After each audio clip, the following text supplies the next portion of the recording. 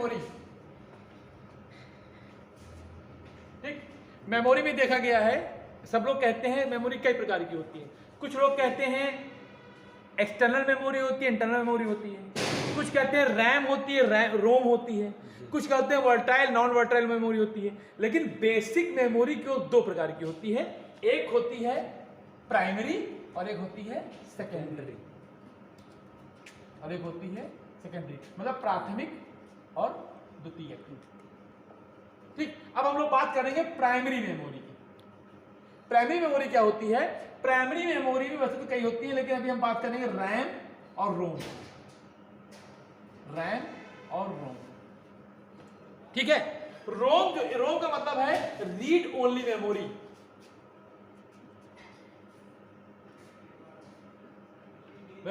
और रैम का मतलब है रैंडम एक्सेस मेमोरी।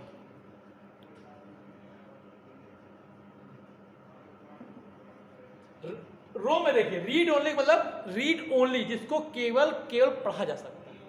वो ध्यान सुनना, रीड केवल हम पढ़ सकते हैं। जैसे आप मोबाइल में ऐसी क्या चीज केवल पढ़ सकते हो, छेड़ नहीं सकते हो, मैसेज जो उसके अंदर डिटेल्स रहती है। जैसे आप लोग जो लैपटॉप मिलता है, टैबलेट मिलता है, उसमें पीछे फोटो बनी रहती है। जब भी सरकारी मिला था, प्रधानमंत्री की, मुख्यमंत्री की फोटो बनी रहती है ना, उसको आप हटा नहीं सकते, केवल उसको देख सकते हैं। ठीक है, वो वॉलपेपर वो एक प्रकार की मेमोरी में डाल दिया गया। रोम वो होती है जो हमारे अंदर जैसे एग्जाम्पल बता दें आपको, आप लोग छोटे थे तो आपको एबीसीडी पढ़ाई गई ना? एबीसीडी कभी भूली? क्यों? अभी पूछेंगे बीए कर रहे हो तुम लोग और तीसरा चैप्टर कौन सा नहीं बता पाओगे, लेकिन वो भी पढ़ा था 2 साल पहले। लेकिन जो कक्षा 5 साल के थे तब एबीसीडी पढ़ी थी, वो नहीं भूले। अभी किसी बच्चे को पूछो एबीसीडी सुना देगा। वो कहाँ चली गई है? हमारे रोम में चली गई। वो मर जाएंगे तभी बोलेगी, या पागल हो जाए तब बोलेगी, वरना नॉर्मल कंडीशन हम एबीसीडी नहीं बोलेंगे। तो एबीसीडी क्या है, कहाँ चली गई? हमारे रोम में चली गई।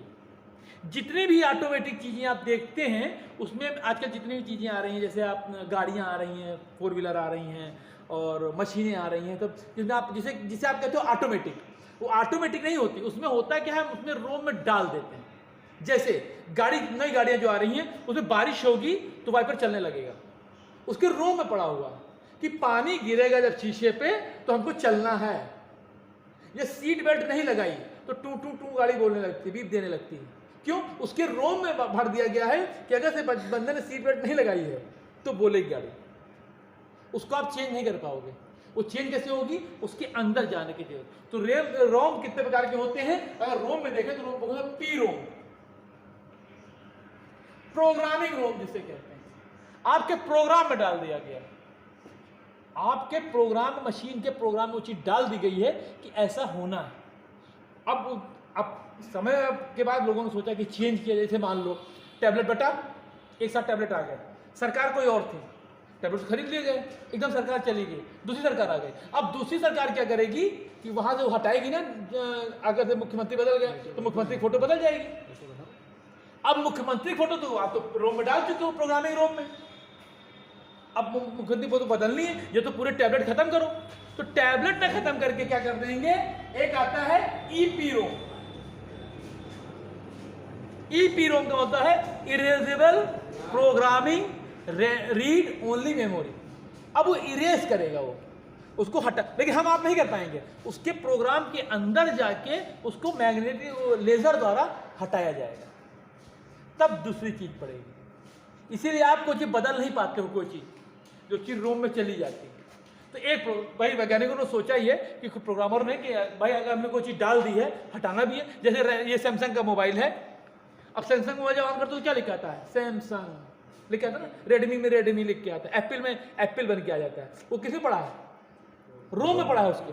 हम आपको नहीं बदल सकते उसको। लेकिन अब बदले कैसे? कभी ऐसा सिस्टम आ जाए बदलना, तब फिर चला erasable program read only memory, erasable कर सकते एक मेमोरी, ये भी होती है। दूसरी है कि फिर क्या आ गया, EEP ROM, electromagnetic erasable programming memory, read only memory. Electromagnetic के तरीके से उसको हटाया जाएगा। इलेक्ट्रोमैग्नेटिक क्या होता है?